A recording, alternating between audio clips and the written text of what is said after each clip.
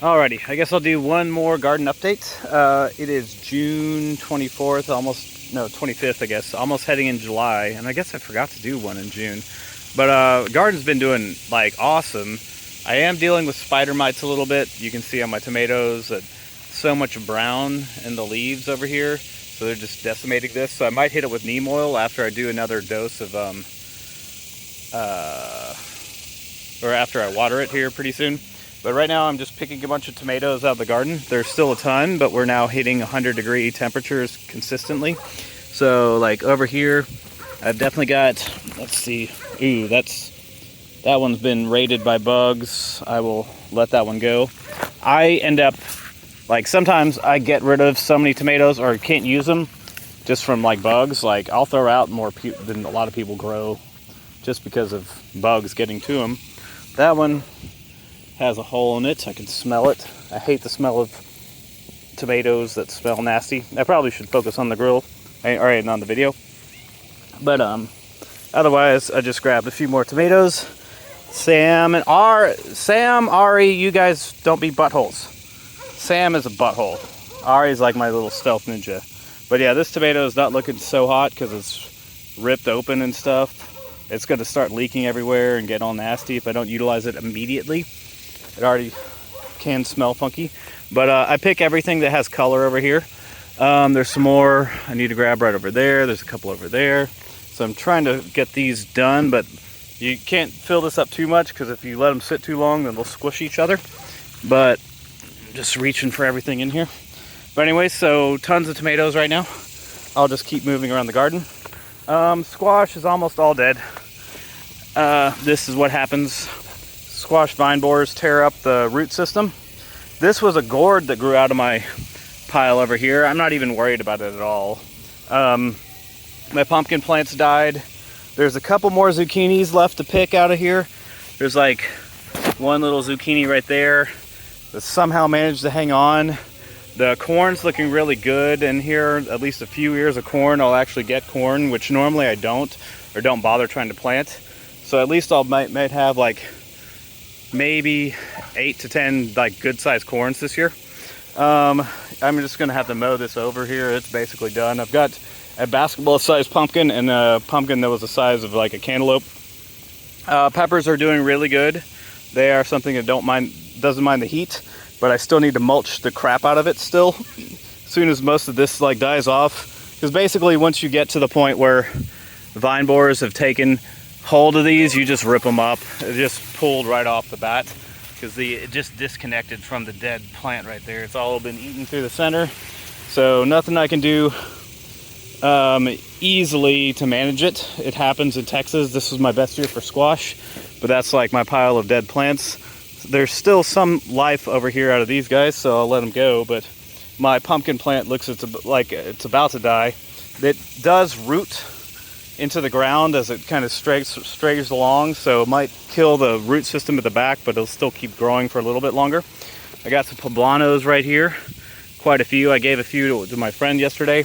Had butternut squash growing, but that vine has died. As stated, I'll lose a lot of stuff to squash vine borers and stuff, but tons of peppers right now. I need to make a bunch of salsa. Tomatillos are on their way. There's some more tomato plants over here. I'm gonna have some more space to throw down some more basil plants, but there's not way too much I want to plant in the heat other than like basil and peppers. So any leftover spots, I'll throw down some basil and pepper plants, maybe some more cucumbers or melons. This whole section's gotten pretty filled in. There's definitely some more cucumbers. I see one right over there. It's hard to see because it's getting darker, but there's a couple really nice melons going over here. And like here's one cantaloupe that's right back there, and it's almost ready to pick. So just watering everything over here. I still have my row of potatoes I need to fully dig up. I've already pulled a few potatoes, and honestly, homegrown tomatoes, melons, and like potatoes are some of my favorite things. Like grilled homegrown potatoes are just outstandingly better flavored than anything you buy at the store. So now I'm always going to plant potatoes now that I've had really good results with flavorful potatoes. Hello, Oliver. You say hello to the camera. That is Oliver. He's a happy little sausage chunky boy.